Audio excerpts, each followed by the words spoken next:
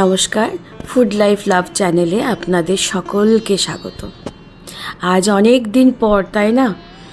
বেশ কদিন ছিলাম না, জানেন। একটু বাইরে গেছিলাম, বোনের কাছে গেছিলাম। আমার বোন আর ভাই থাকে হচ্ছে ব্যাঙ্গালোরে, তাই বেশ কিছু দিন তাদের সাথে কাটিয়ে এলাম। তারা একা একা থাকে তো, তাই মনটা তাদের বাড়িতেই পড়ে থাকে দুজনের। তাই তারা আসতে পারছে না, তাই আমাকেই তলব, দিদিভাই তোকে আসতেই হবে। তাই চলে গিয়েছিলাম 10-12 দিনের জন্য। আর সত্যি কথা বলতে ওখানে গিয়ে একদমই ভিডিও বানানো হয়নি। তার উপর বোনের কড়া নির্দেশ, দিদিভাই তুই তো বাড়িতে অনেক রান্না করে বানাস আর সবাইকে খাওয়াস, এখানে তোকে কিচ্ছু বানাতে হবে না। তাই সত্যি কথা বলতে একদমই আর কোনো ভিডিও বানানো হয়নি। অনেক ঘুরেছি, অনেক খাওয়া দাওয়া করেছি, শুধুমাত্র আপনাদেরকে মিস করে গেছি। আজকে তাই একটি ভিডিও নিয়ে এসেছি, সেই রেসিপিটি হচ্ছে নিরামিষ রান্না। আর এইভাবে যদি নিরামিষ রান্না করে নেওয়া যায়, তাহলে সত্যি বলতে আমিষ রান্নার কোনো প্রয়োজনই পড়ে না। আজ বানাচ্ছি স্টাফড আলুর দম। কীভাবে বানাচ্ছি আপনারা দেখতে থাকুন। গলার অবস্থা খুব খারাপ, জানেন, খুব ঠান্ডা লেগেছে আর কেশে কেশে গলা একদম ভেঙে গেছে। কিন্তু তবুও অনেকদিন ভিডিও দিইনি বলে এই গলা নিয়েই আপনাদের কাছে চলে এলাম। আপনারা দেখতে থাকুন কীভাবে বানাচ্ছি। প্রথমে আলুর খোসাগুলোকে ভালো করে ছুলে নিয়ে আমি দেখুন একবার ধুয়ে নিয়েছিলাম। ধুয়ে এবার একটা পিলার দিয়ে মাঝখানটা বেশ অনেকটা মতো গর্ত করে আলুগুলোকে কুড়ে বার করে নিয়েছি। সব আলুগুলোই একইভাবে বার করে নিয়েছি। নিয়ে এবার আলুগুলো একবার ধুয়ে খুব ভালো করে জল ঝরিয়ে নেব, যেন আলুর ভেতরে কোনো রকম জল না থাকে, সেটা কিন্তু খেয়াল করবেন। এবার আলুগুলোকে অল্প লবণ আর হলুদ দিয়ে খুব ভালো করে ম্যারিনেট করে নেব, যেন ভেতর আর বাইরে সব জায়গায় লবণ হলুদ সমানভাবে মিশে যায়। খুব ভালো করে অনেকক্ষণ সময় দিয়ে হাতে করে দেখুন মেখে নিয়েছি। এবার কড়াইয়ে বেশ খানিকটা তেল নিয়ে নিয়েছি।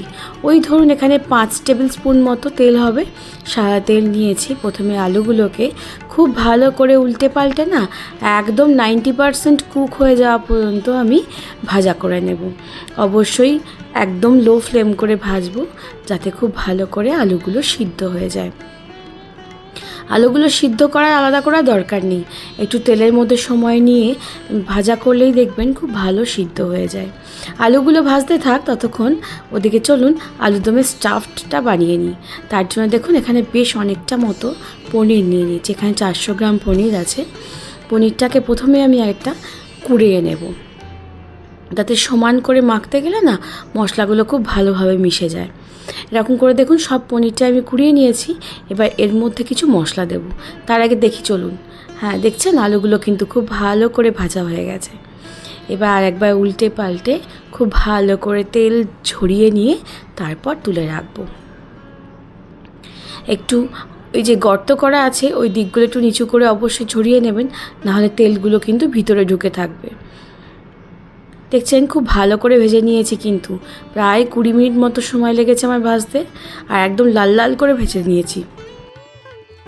আলুগুলো সব তেল থেকে খুব ভালো করে তুলে নিয়ে এবার চলুন পনিরে কিছু মশলা দিয়ে দিই।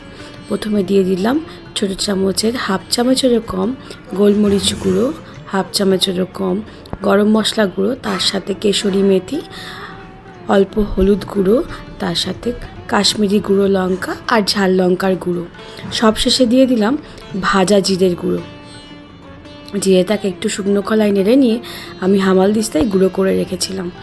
বেশ অনেকটা মতো ধনেপাতা দিয়েছি, আর তার সাথে দিয়ে দেবো কিছুটা আমন্ড বাদাম কুচি, পেস্তা কুচি, আর বেশ অনেকটা মতো কাজু বাদাম কুচি। এবার সব মশলাগুলো একসাথে নিয়ে বাদামের সাথে পনিরটাকে খুব ভালো করে হাত দিয়ে মেখে নেব, যেন মশলা বাদাম পনির সব একসাথে খুব ভালোভাবে সম পরিমাণে মিশে যায়। দেখছি খুব ভালো করে মাখানো হয়ে গেলে বেশ 1 মুঠো মতো কিশমিশও দিয়ে দেব। এই কিশমিশটা আলুর দম খাওয়ার সময় মুখে পড়লে বেশ ভালো লাগে খেতে। কিশমিশের সঙ্গে খুব ভালো করে মাখিয়ে নিয়েছি পনিরটাকে।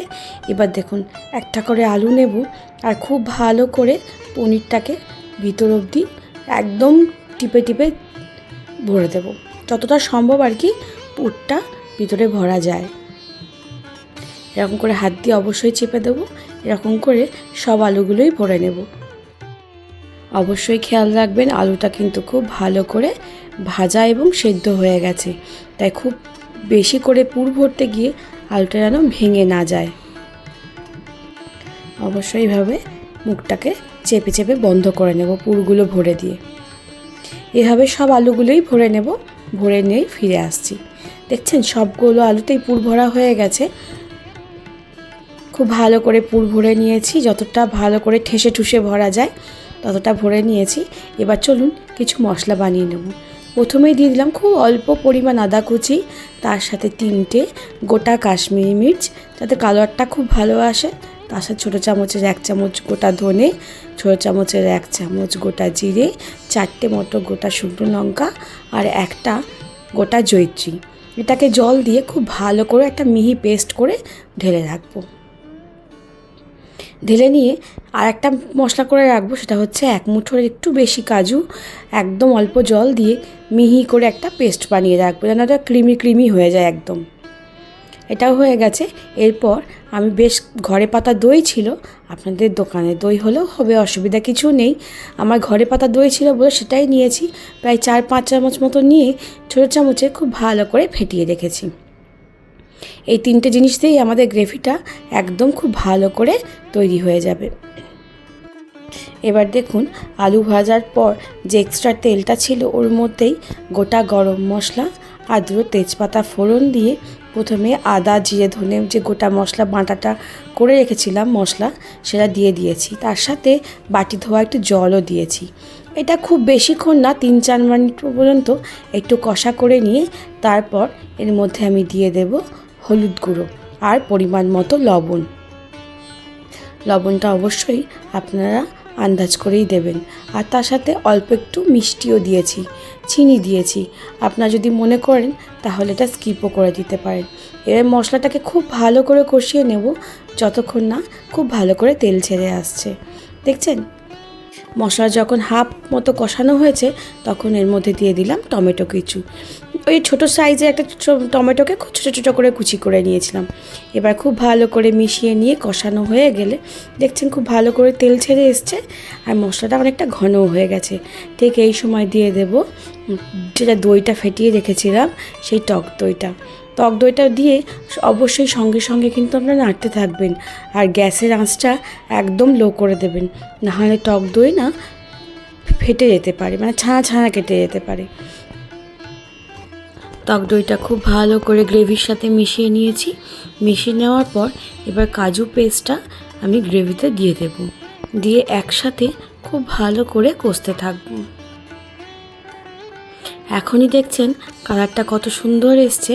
সব মশলাগুলো একবার ভালো করে মেশানো হয়ে গেলে আরও সুন্দর রং চলে আসবে।